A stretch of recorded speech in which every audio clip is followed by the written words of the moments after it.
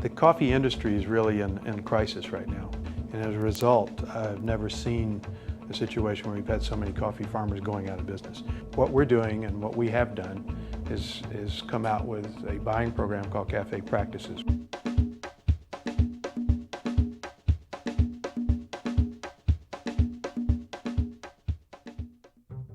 Starbucks started in 1971. There were three partners that started the company.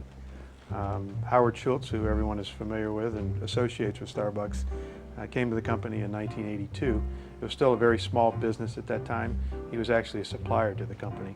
And after a trip to Italy in the mid-'80s, he came back with a different concept for the company. He wanted to create a coffee house, and based on what he saw with the espresso coffee houses in Italy. And his vision was to serve drinks as opposed to just roasted coffee. So he bought out the other partners in 1987. The company went public in 1992 when we had about 120 stores. And today we're over 8,000 stores in 34 different countries and opening 3 stores a day and have 30 million customers a week going through Starbucks. So it's become one of the most admired and recognized brands in the world. Our first store was in Seattle. It's still there today. We've kept the same original logo and the same feel that we had back in 1971. It's called Pike Place Market. We actually serve a Pike Place blend only in that store. So it's very unique. It's become kind of a shrine for people around the world who know and love Starbucks. They all want to come see it, touch it, feel it. If you walk into a Starbucks in Beijing, or you walk into one in Kuwait City, or you walk into one in St. Louis, the experience should be the same, and the coffee's the same. So because of that, we've created a great loyalty amongst our consumers. In fact, the people who really love Starbucks, on average, will visit 18 times a month.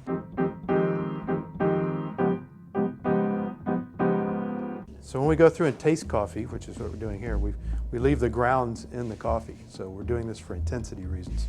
And as it extracts and brews, the grounds will settle to the bottom. So this is a very, very intense cup of coffee.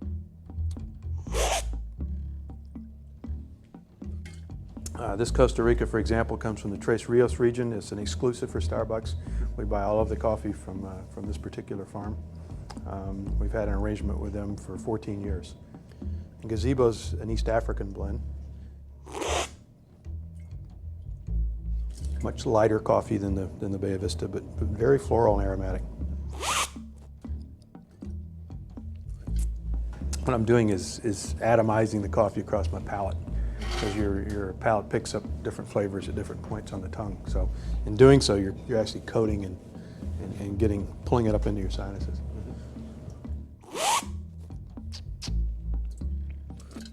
So that's how we go through evaluating coffee.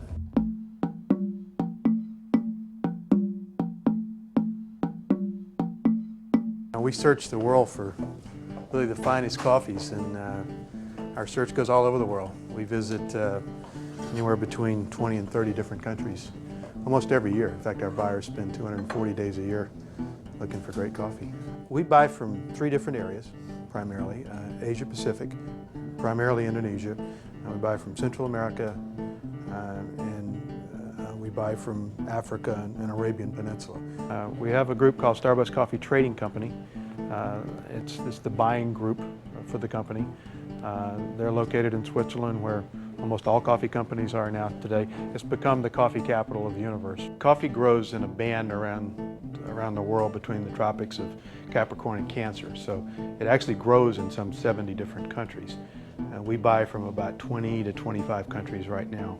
We actually go back to the same farms every year. So we know the farmer, we build a relationship with that farmer, and as a result, we think we get the greatest coffees in the world of working with that farmer.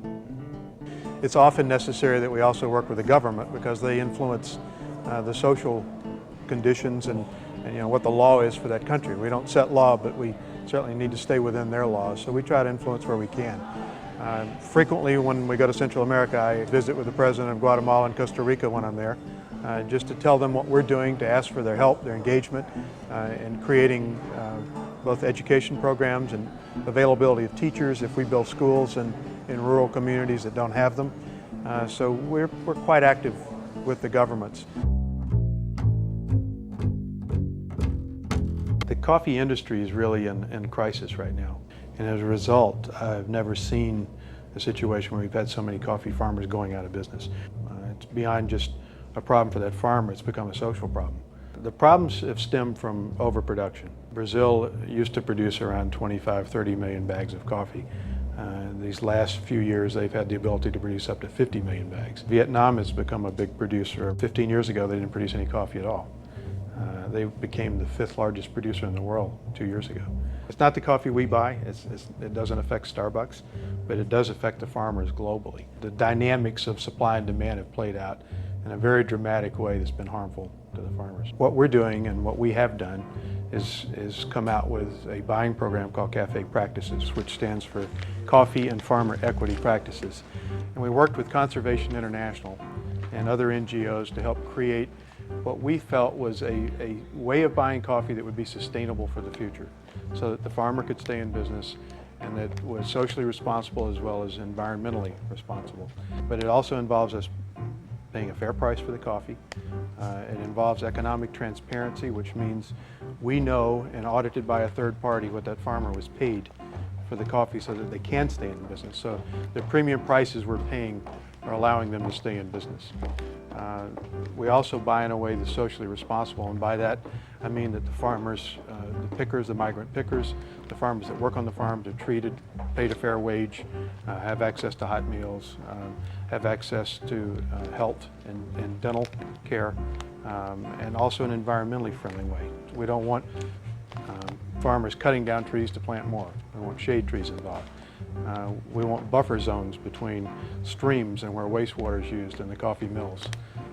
We don't want a lot of chemicals poured on. So we're very aware of what's happening in the environment. And as a result of that, these farmers not only can earn a premium price for their coffee, they can earn a premium on top of the premium price we already pay and help them make these changes, and we're willing to pay for that.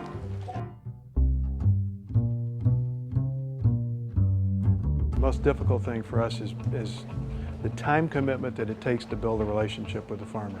It takes a long, long time. And there are new farmers as we continue to grow. So touching that farmer in one way or the other on a yearly basis is something that takes a lot of energy, a lot of effort, but it's also very key for what we're doing. To that end, this year we've opened our Farmer Support Center in Costa Rica. And so now we're actually on ground in producing countries. And we will have an agronomist in each country eventually in Central America. The office for the agronomist in Central America is a 4-wheel drive and a laptop. So they're actually on farms, multiple farms, every single day. And that's what we want. There's a Starbucks presence there, talking to them about their growing practices, learning from them, and sharing with them what are best practices. And to us, that's where the collaboration and the equity piece comes in on Cafe Practices. We don't think profitability and social responsibility are mutually exclusive. I think they can work hand in hand, and that's what we're trying to demonstrate. We have an opportunity to make someone's day really great. 30 million people a week, we want to see them smile when they walk out.